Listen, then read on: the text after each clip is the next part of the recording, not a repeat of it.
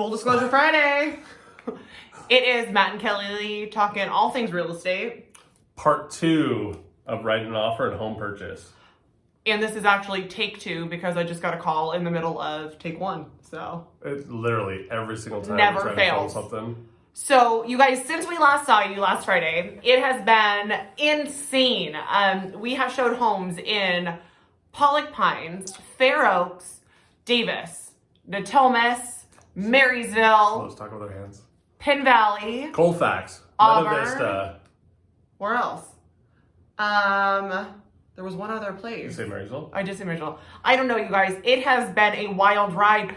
We are driving all over because there is so few inventory out there. I am going to take you wherever you want to go. And we work pretty much anywhere in Northern California. Because we've lived everywhere and we have experience everywhere and we're referral-based realtors. So if you send us a referral and they want to buy a house in Pollock Pines, I'm driving to Pollock Pines. And we love to drive together because it's pretty much like The only alone time we get together. Like a lunch, date night. And Davis. especially if it's in Davis, there's a fantastic pokey spot on G Street. Oh, Because so good. when you live in the mountains, you don't get pokey anymore, so. Nobody believes in pokey up here. Okay. So anyway, you guys, last week we talked about what happens when you get an offer accepted. So this is a perfect thing to talk about because this week we got beat out on 2 offers, which we hate.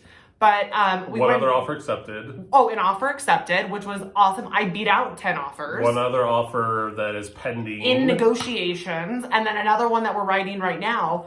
But let me tell you, you never know. You can do the very best we can do with whatever we've got, with your approval and the money you've got and whatever's going on, and trying to negotiate or, communicate amazingly with the listing agent. But so anyway, last week we talked about the offer being accepted, how we write that best offer, what the EMD is, the earnest money deposit, and where that goes. We talked about ordering the appraisal. We talked about scheduling all of the inspections, us being at all of the inspections. We talked about getting all of the disclosures from the seller and then going over all of the other state mandated disclosures line by line. Reports as well. Yeah, natural hazard disclosures, all sorts of stuff.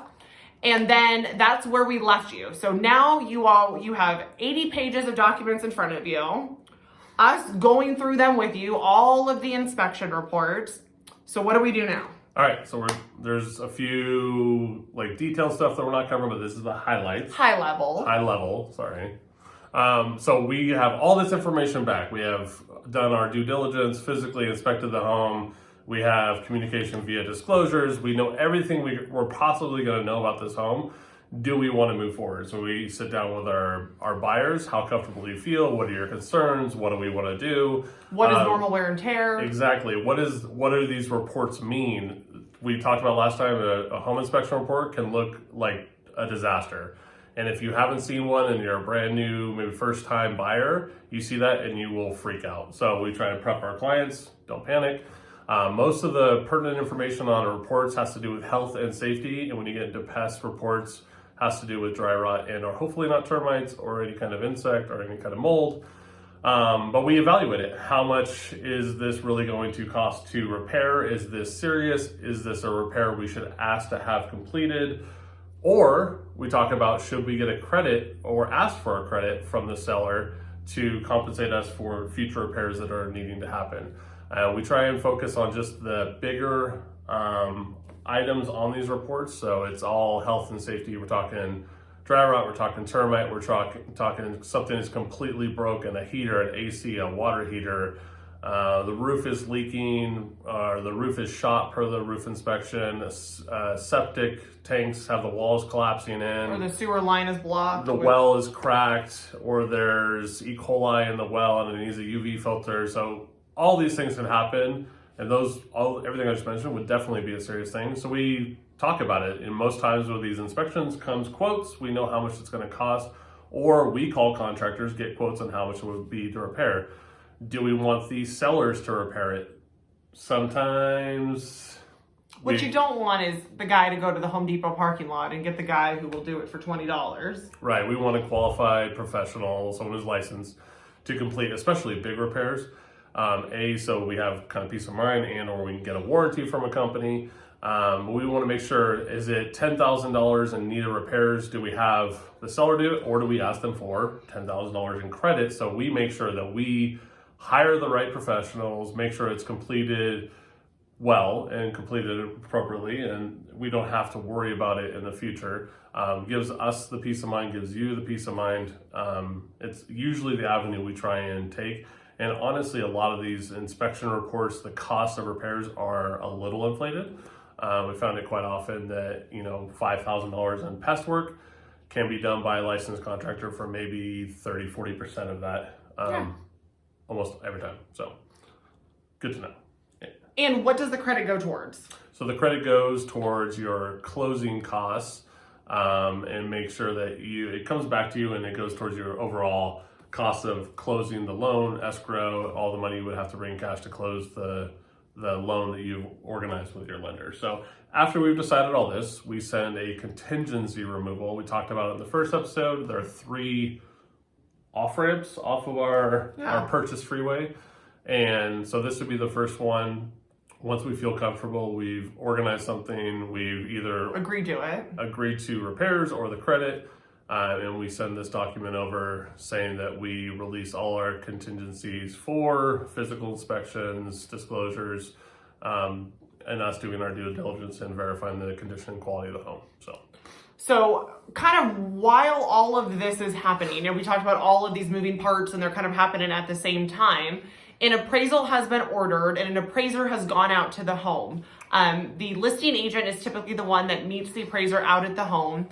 And an appraiser is going to look at the home and compare it to other homes on the market that are similar. So same square footage, same lot, within a quarter mile to a half mile radius, sometimes a mile, or sometimes they'll be way off the wall. Like our refi was 20 miles, but that's not here nor there. When you're in the country, they have to do some reach. But so anyway, so the guy is going to come and assess whether you have made a good purchase or not, whether it meets the value that you've offered on the home. So that comes back from our lender, and it will tell us yay or nay. Does it meet? Is the home the value of what you are offering it? If it is, then we're good to go.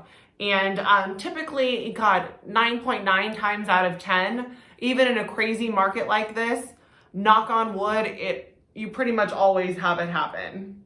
Yeah, usually appraisals come right in line with the purchase price of the home. There are the rare occasions, and right now the market is incredibly hot, and realtors, listing agents are pushing the prices right now and the home values. So there have been a couple instances where an appraisal comes back below what the home is in contract for. And in that situation, a buyer would absolutely need to either bring cash to close, or there would have to be a reduction in price of the home to make up for that gap, because lenders aren't going to lend more money than the home is worth. And so a lot of times too, when you're competing for offers, you are offering saying, hey, we're going to waive the appraisal contingency altogether. So if it doesn't appraise, we're still buying this house. And right. That's how they're winning offers. That's how I lost out on one of the offers. So, yeah. So people willing to pay way more than the house is worth, that is a decision for you and your realtor and your financial advisor and your mortgage lender to work out. It's a case by case basis. Right. We try not to advise that, but the market is what it is.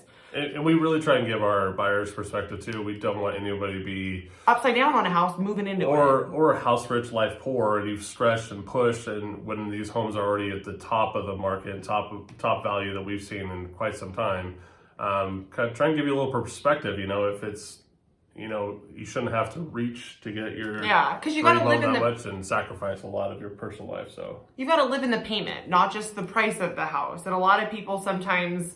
You forget. And so we really try to, we are not in a hurry to get you sold. And so if it means we sell you and help you buy a house in a year, when whatever happens. Your timeline is our timeline. That's literally. We've helped 3 people this year that we've been working with for over 18 months. So we've gone off on a tangent, but. Oh yeah. You know what I mean. Okay. So that's the appraisal contingency. So that is, hey, you are paying what this house is worth. The next one, so that would be another contingency that we remove. or we would remove kind of another off ramp that you could get out if it doesn't necessarily work out in your favor. And the last contingency is the loan contingency. So why, again, all of this stuff is happening congruently at the same time. The loan contingency, your loan officer is working on the back end. Oh, is that a great word? No, I think it's cute. Okay, so I thought it was a good word. The loan officer is working in the background, and once getting your file, getting all of your documents to the underwriter. Once we have underwriter approval on your loan, we can remove the loan contingency, and so that would be contingency number 3 that we send, again, off ramp number 3 out of the deal. After we have removed all 3 of these contingencies, that earnest money deposit now belongs to the seller. So if anything happened, they would get to keep it if you did decide to back out after this point. Correct. So, and then after this, you get a lot of information from your lender. A lot of information from your lender is going to escrow title, and you're going to get closing disclosures so you know everything possible about the financial aspect of purchasing this home. You get 3 days to kind of stew and simmer on this and make sure that you feel really confident and you're in love with this decision. And then after that, after you've acknowledged these disclosures, then the loan will be funded, the wire will be in. Well, no, you've got to sign documents. Well, yeah. So you've got to sign. Skipped all the way ahead. Yeah, Matt has skipped a step. You've got to sign all the loan docs. Happened at the same time. So we are scheduling for you, with you, to schedule your loan. I'm so used to it all happening I know. virtually now. Totally. So we used to be able to be at the loan doc signing with you, but because of COVID, we are not. So we are always available via FaceTime or phone call throughout the whole time. So you are with the notary going over all of your loan docs. If you have a great loan officer and we have great partners, they have already gone over so many of these things with you. A lot of them now are already e-signed. So it's actually not that terrible of a process. You sign the deed, you sign a lot of paperwork. That is then sent back to the lender to review. Once they review it, Matt just glazed over it. Once they review it, they then do this thing called fund the loan. That means all the paperwork is in, it is all good to go. They have funded the loan. Does that mean that the money is at escrow yet? No. That means that they have agreed to fund it and they have released the wire to the escrow company. Okay, and then also, while this is all happening, previous to this or in the same time as signing, we would have organized and scheduled a final walkthrough verification of property. Totally. To make sure that the home is still looking exactly the same as when you decided to make an offer to purchase it, and or any repairs are taken care of and completed to our satisfaction, that personal property is removed and or they're in the process of removing in a timely manner. There's not trash left there. The home isn't destroyed. There's not holes in the walls.